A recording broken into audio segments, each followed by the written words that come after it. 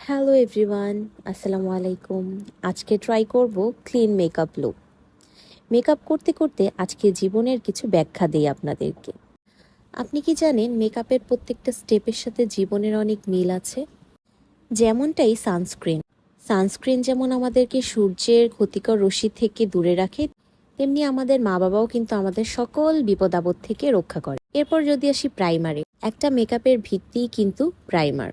ওটাকে ঠিকভাবে একদম পারফেক্টলি সারাক্ষণ ফেসে অ্যাডজাস্ট করানো, ধরে রাখা, এটা আমাদের পরিবার থেকে আসা শিক্ষার মতো। আমাদের পরিবার থেকে আসা শিক্ষাই কিন্তু আমাদের সব জায়গায় নিজের শিকড়কে আঁকড়ে ধরে বাঁচতে শেখায়। এরপর কিন্তু আসি কালার কারেক্টিং আমাদের সব ফ্লসগুলো ঢাকতে সাহায্য করে। মানবজাতির ভিতরে কিছু না কিছু ভালো সবার ভিতরেই আছে। এই ভালো দিকগুলোই কিন্তু আমাদের খারাপ দিকগুলোকে ঢাকতে সাহায্য করে। ফাউন্ডেশন খুব বেশি ইম্পর্টেন্ট এবং মেইন একটা প্রোডাক্ট মেকওভার বেসে। মাঝে মধ্যে খুব অবাক হয়ে যান না, এত খারাপ কাজ করি তারপরও কিভাবে আমি সব বিপদে একদম সেভ হয়ে যাই? সেটা হচ্ছে ফাউন্ডেশনের মতো। আপনার করে রাখা প্রত্যেকটা ভালো কাজের বিনিময়ে আল্লাহ তাআলা আপনাকে পুরস্কৃত করে সব কিছু মাফ করে দেয়। আল্লাহ চাইলে সব ধরনের গুনাই মাফ করতে পারে, আবার না চাইলে নাও পারে। এবার বলি কনসিলার কি জানেন? কনসিলার কিন্তু হাইলাইটিং এর কাজ করে।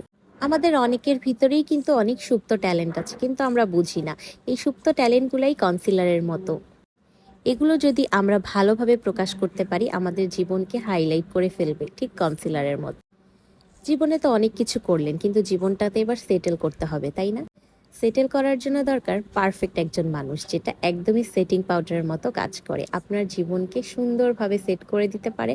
এবং যদি খারাপ মানুষ হয়, তাহলে বাজে সেটিং পাউডারের মতো আপনার জীবনটা তছনছ করে দিতে পারে। আইব্রোটা অনেকটা ফিজিক্যাল ফিটনেসের মতো। এটা না থাকলে যেমন মেকআপ ভাল লাগে না, আমাদের ফিজিক্যাল ফিটনেসটা যদি আমরা ধরে না রাখতে পারি, তাহলে আমরা নিজেদের কাছেই কেন জানি কনফিডেন্সটাই হারিয়ে ফেলি, তাই না? ফিজিক্যাল ফিটনেস মানে কিন্তু আকর্ষণীয় হওয়া না, ফিজিক্যাল ফিটনেস মানেই সুস্থ থাকা। কন্ট্রোলটা কি জানেন? জীবনে খুব বেশি খুশি থাকলে, হাসি খুশি থাকলেই কিন্তু নজর লেগে যায়। একটু দুঃখ রাখলেই কিন্তু জীবনটা ব্যালেন্স থাকে। কন্ট্রোলটা ওরকমই, খুব বেশি ফাউন্ডেশন দিয়ে ফেললে কিন্তু ভালো লাগে না। কন্ট্রোল দিয়ে ওটাকে একটা মিনিমাম পর্যায়ে নিয়ে আসতে হয়।